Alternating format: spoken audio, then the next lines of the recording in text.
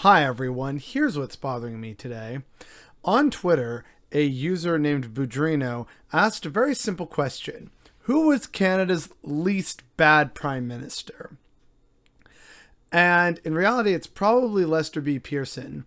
But at the same time, a lot of people in the comments were saying Kim Campbell and Charles Tupper because, well, they didn't have time to screw up, which, okay, fair.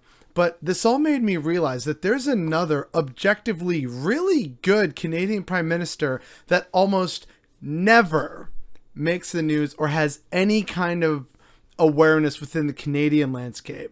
And that's what's bothering me today. So the Prime Minister in question is Alexander Mackenzie, Canada's second ever Prime Minister and Canada's first Liberal Prime Minister. The dude dropped out of school at the age of 13 to help his widowed mother when they were still living in Scotland. And over time, he eventually got into masonry. He became a stonemason. He eventually immigrates to Canada. His stonemason business takes off, and he eventually becomes part of, I think, a reformist newspaper called the Lambton Chronicle or something like that. And so that's how he gets in good with George Brown, one of Canada's main founding fathers. And with that, he eventually becomes elected to the provincial legislature of the province of Canada, which was at this point in time this union between Quebec and Ontario. And so this is where he gets his political start. And then as the gears for Canada start to move, and then the parties coalesce, Sir John A. Macdonald is the leader of the Progressive Conservative Party, and Alexander Mackenzie eventually becomes the leader of the Liberal parties. And so he becomes leader of the opposition. When Sir John A. Macdonald has his terrible Pacific scandal and he has to resign, his party is destroyed in the polls, and Alexander Mackenzie and the Liberals are elected with a Liberal majority in 1873, I think. Now, also in 1873 was an economic panic, which Alexander Mackenzie and his party really did not have a good handle on. So that's a problem, and that's probably part of why people don't remember him. But I want to talk a bit about the actual man who this was, because there's some stuff about him that is actually quite fascinating and very telling, and I think a lot of people in today's world would appreciate it, and yet we never hear about it. So initially, when Alexander Mackenzie was invited to form government, the then Governor General, Lord Dufferin, was actually kind of nervous because, oh geez, who's this guy who dropped out of school and isn't really educated, and he's just a stonemason? Is this really Prime Minister material?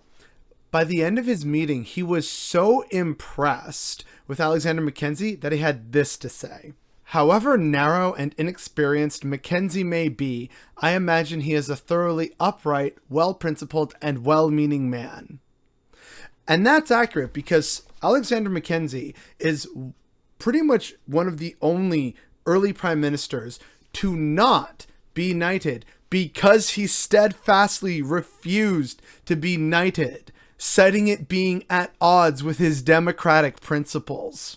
Mackenzie also greatly disliked the patronage and corruption that was just kind of inherent with Westminster-style politics at that time. And let's be real, still to this day. He also oversaw the plans in the building of the West Block, part of the three main Parliament buildings on Parliament Hill in the city of Ottawa, the nation's capital. And so, on top of that, while being Prime Minister, Mackenzie quickly became known as a reformer, which, again, being involved with a reform-based newspaper and also with one of Canada's founding fathers, George Brown, himself a reformist, naturally the guy wants to get into power and do some reforms, and that's what he did.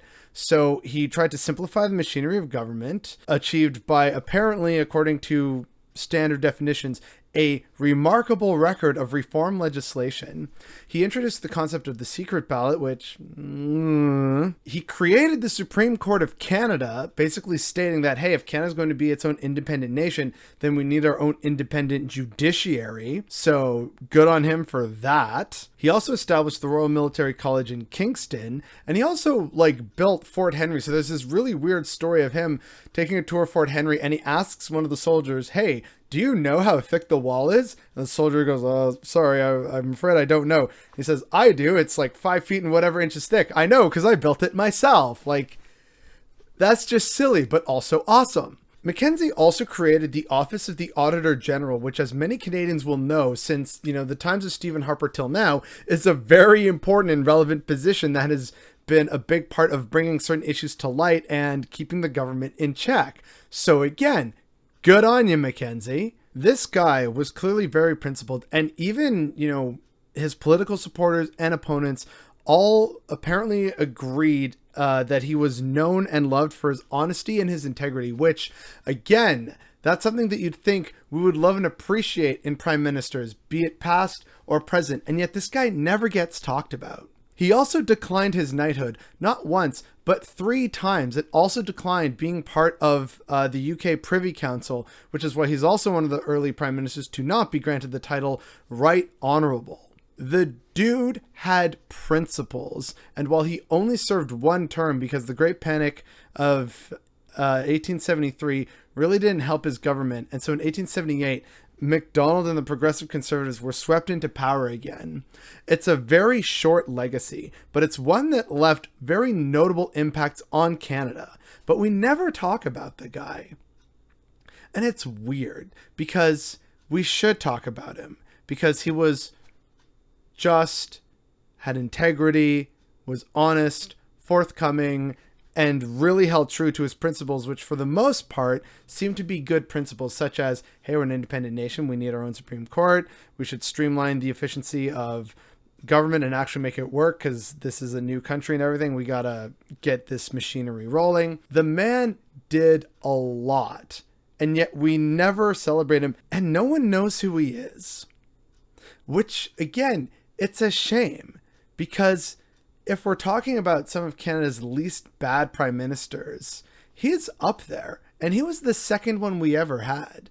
And he did some stuff that, again, in today's world, a lot of people would think is actually pretty cool and decent stuff. But no one knows about the guy, and that's what's bothering me today.